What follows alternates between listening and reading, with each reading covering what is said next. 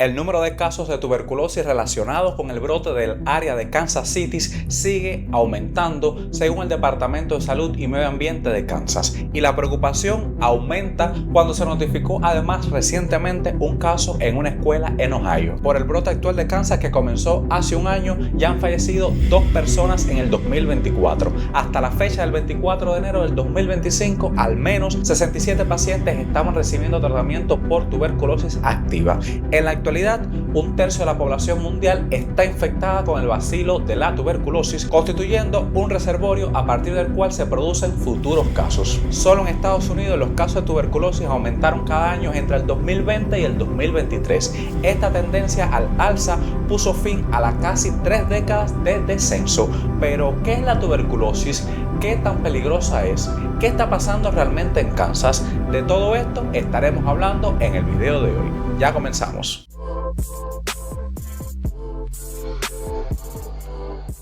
Hola amigos, sean bienvenidos a Ese Mediquito. Yo soy el Dr. Leonel Céspedes, médico neurocirujano, y lo estaré acompañando siempre en temas relacionados con el mundo de la medicina. Gustavo Adolfo Bécquer, Simón Bolívar, Chopin, Chekhov son algunas de las figuras relevantes que a través de la historia de la humanidad han pagado con su vida el precio de esta enfermedad. La tisis, consusión y plaga blanca han sido todas las terminologías utilizadas en el pasado para designar a una de las enfermedades infecciosas más antiguas que ha vivido la humanidad, la tuberculosis, y que en estos momentos sigue siendo la enfermedad infecciosa que más muerte causa en todo el mundo. Esta enfermedad, causada por bacterias pertenecientes al denominado complejo Mycobacterium tuberculosis, permaneció como todo un desconocido durante la mayor parte de la historia de la humanidad. El miembro más nombrado y considerado el más importante agente de la tuberculosis en humanos lo constituye el Mycobacterium tuberculosis. No obstante, este complejo incluye especies y subespecies de mucha significancia para los humanos y los animales. El progenitor más lejano de la tuberculosis pudo haber estado presente hace alrededor de unos 3 millones de años, siendo posible que éste afectara a los primeros ancestros. A pesar de las diferencias cronológicas, existe un consenso a nivel mundial acerca de su origen geográfico. Son fuertes las evidencias que han demostrado que este complejo evolucionó como patógeno humano en el este del continente africano, y su dispersión a otras regiones pudo haber ocurrido con las primeras migraciones. Los hallazgos más antiguos de la afectación humana por esta enfermedad fueron descritos en momias pertenecientes a las predinastías egipcias y en restos humanos ubicados principalmente en Suecia e Italia, que datan alrededor del periodo neolítico. Los paleontólogos han descrito en estos restos una serie de lesiones óseas muy características con una infección crónica por tuberculosis, como el colapso vertebral o la llamada enfermedad de Pott y osteomielitis. La aplicación de técnicas biomoleculares ha posibilitado la recuperación y confirmación del ADN microbacteriano. Hipócrates, padre de la medicina, en el siglo V antes de nuestra era, designa la pandemia tisis, que quiere decir consunción, y describe la fase llamada hipocrática, el temperamento éctico y la fiebre vespertina o fiebre éctica. Él la define como una enfermedad crónica, la más grave de todas, la de curación más difícil y la más fatal, caracterizada por los frecuentes y persistentes expectoraciones productivas, sudoración y fiebre muy constante. Para su tratamiento, Hipócrates sugirió el uso de catárticos, inhalación de medicamentos, dietas especiales con pan y vino mezclado con agua y lactancia. Hipócrates consideró también, aunque erróneamente, que la tisis se transmitía de forma hereditaria, concepto que predominó durante varios siglos, pese a que durante el Imperio Romano Galeno sugirió la naturaleza contagiosa de esta enfermedad. En Europa, la epidemia de la tuberculosis inició alrededor del siglo XVII, alcanzando su máximo apogeo a finales del siglo XVIII y principios del siglo XIX. A pesar de su paso arrollador por las sociedades europeas, la tuberculosis permaneció indescifrable hasta que, en el siglo XIX, se comienzan a conocer los conceptos fundamentales de la enfermedad.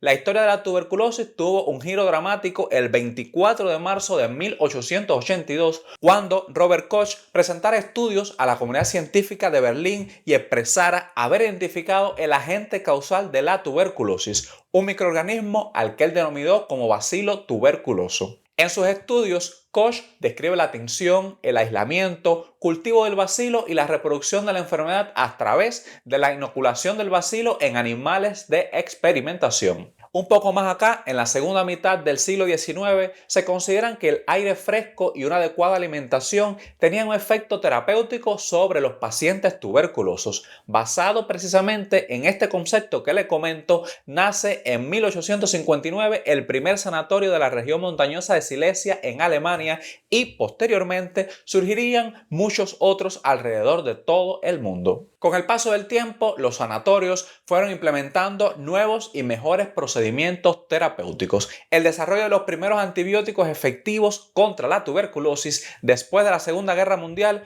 posibilitó a los pacientes medicarse y recuperarse en sus propios hogares. Esta situación, por supuesto, debilitó en gran medida a la importancia de los diversos sanatorios, lo cual motivó su cierre. A finales del siglo XIX y principios del siglo XX, diversas sustancias como la tuberculina, colorantes, sales de arsénico, aceite de hígado de bacalao y sales de cobre y de oro fueron ensayadas y probadas en modelos experimentales en búsqueda de un tratamiento contra la tuberculosis. Y aunque la mayoría de estas demostraron ser muy activas en la forma in vitro, in vivo resultaron ser muy tóxicas o inactivas. A principios del siglo XX, dos científicos franceses también cambiaron el rumbo y el nombre de esta enfermedad. Del Instituto Pasteur, el médico Albert Calmet y el veterinario Camille Guérin comenzaron sus investigaciones en la elaboración de la vacuna antituberculosa. Al descubrir un medio de cultivo capaz de reducir la virulencia del microorganismo, decidieron trabajar en una cepa de Microbacterium bovinus obtenido a través de más de 200 pasajes en cultivo, una variante atenuada, la cual fue denominada posteriormente como Bacilo calmette-guerin o BCG. En 1921 se iniciaron los primeros ensayos de esta vacuna en personas adultas e infantes, notificándose su seguridad en la población humana. En el año 1944, Selman Swalkman y sus colaboradores anunciaron el aislamiento del primer antibiótico frente a la tuberculosis, la muy conocida streptomicina. Este fármaco, obtenido de una cepa de hongos, presentó una muy buena actividad en vivo contra la microbacteria. Sin embargo, su utilización también demostró ser capaz de seleccionar rápidamente bacilos resistentes a la streptomicina. En 1952 se descubre la isoniazida, un antibiótico de mayor actividad que la streptomicina, la cual revolucionó por completo la terapia antituberculosa. En los años siguientes surgen antibióticos como la piracinamida, la cicloserina, el etambutol y la rifampicina, instaurándose nuevos esquemas terapéuticos antituberculosos. Pero, ¿qué está pasando en Kansas? ¿Qué es lo que está sucediendo exactamente en esta región? Pues el año pasado el Departamento de Salud de los Estados Unidos informó más de 70 casos de tuberculosis activos y más de 200 inactivos, aunque los recuentos de los casos aún son provisionales, ya que deben ser revisados y confirmados por los Centros para el Control y la Prevención de Enfermedades de los Estados Unidos a finales de marzo. Según los medios de noticias, en todo Kansas se registraron provisionalmente 109 casos activos y 626 infecciones latentes en el 2024, lo que representa un incremento respecto a los 51 activos y 1.259 latentes reportados en el 2023. Todos menos 7 de esos casos estaban en el condado de Wyandotte, donde se encuentra Kansas City, mientras que los demás estaban en el vecindario condado de Johnson. En los dos condados, el Departamento de Salud también había confirmado 79 infecciones de tuberculosis inactiva, lo cual significa que el huésped no es contagioso y no presenta síntomas. Si esta enfermedad no se trata, alrededor del 5 al 10% de los casos inactivos se convierten en una enfermedad activa. Según las autoridades, la mayoría de los pacientes durante el brote actual no han estado significativamente enfermos, aunque algunos han desarrollado graves síntomas. Pero los Centros para el Control y Prevención de Enfermedades de los Estados Unidos refutan esta caracterización, señalando un brote de tuberculosis en los refugios para personas sin hogar en Georgia en el 2015 y el 2017, en la que se detectaron más de 170 casos de tuberculosis activa y más de 400 casos inactivos. La Agencia de Salud también citó un brote nacional en el 2021 vinculado a un producto de injerto óseo que afectó a 113 pacientes después de una cirugía. Y como les he comentado, la tuberculosis es una infección bacteriana transmitida por el aire que afecta principalmente a los pulmones. Las personas enfermas pueden tener dolor en el pecho, sentirse muy débiles y toser sangre o moco del tracto respiratorio. El contagio de la tuberculosis ocurre al inhalar bacterias expulsadas por una persona con la tuberculosis activa al toser o al hablar. Estas partículas, como hemos visto en otras enfermedades, pueden permanecer suspendidas en el aire durante horas, especialmente en interiores mal ventilados, lo que incrementa, por supuesto, la transmisión en comunidades cerradas. Sin embargo, la enfermedad no se propaga por compartir alimentos, ni por tocar superficies o simplemente dar un beso. Para los pacientes con tuberculosis activa o inactiva, el tratamiento implica antibióticos y puede durar muchos meses. Si no se trata, la enfermedad puede ser mortal. La tuberculosis fue responsable, como ya les comenté, del 25% de todas las muertes en Europa entre los siglos XVII y XIX. Las diferencias principales entre las dos formas de tuberculosis, la activa y la latente, son cruciales para entender la enfermedad. Por un lado, la tuberculosis activa se manifiesta a través de síntomas como la tos prolongada, la fiebre, pérdida de peso y puede ser, por supuesto, muy contagiosa. Por el contrario, la infección latente no provoca síntomas ni puede transmitirse a otras personas, aunque si no recibe tratamiento puede evolucionar hacia su forma activa, como ya le comenté. Se inicia con 4 medicamentos durante unos 2 meses y luego el resto del tiempo se pueden hacer una transición a un régimen de 2 medicamentos. Pero normalmente, una vez que se empieza la terapia, después de unos 10 días o 2 semanas, puede dejar de ser contagioso y salir el paciente a la comunidad.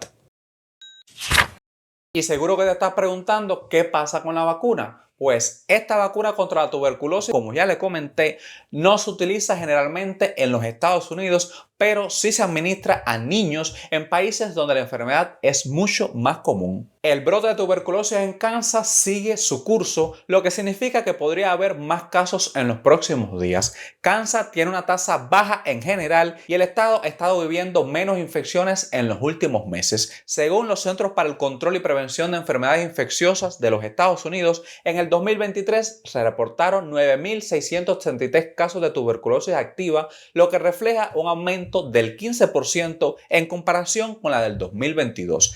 Esta alza coincide con un panorama mundial muy similar, pues la Organización Mundial de Salud informó que 8,2 millones de personas fueron diagnosticadas con tuberculosis en el 2023, el número más alto desde que comenzó a monitorearse la enfermedad en 1995. Y es que la magnitud sin precedentes de este brote ha reactivado las discusiones sobre la necesidad imperiosa de reforzar las campañas de detención y tratamiento de la tuberculosis en todos los Estados Unidos. Con un enfoque preventivo y un tratamiento eficaz, las autoridades esperan contener la expansión del brote en el área de Kansas City y se implica que tanto en Kansas como en Missouri se vean afectados. Y hasta aquí el video de hoy. Recuerda compartir toda esta información para que así llegue a más personas y mejor podamos cuidar nuestra salud y la de nuestros familiares. Gracias siempre por estar aquí y nos vemos muy pronto en un próximo video.